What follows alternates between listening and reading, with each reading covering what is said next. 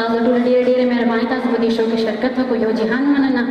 او زه ډېره زیاته خوشحاله شوم چې زه په پیله ځل په خپل سواد کې خپلو مینهوالو ته شو کوم د ډېره مهرباني ستاسو راتګ او زمونږ د پښتنې خاورې لوی هنرمند د بدر په یاد کې شو او ستا پکې موږ سلیکشن کېدل نو موږ ټول تا ته ډېر سلامونه پېښ کړو ډېره مننه ستاسو مننه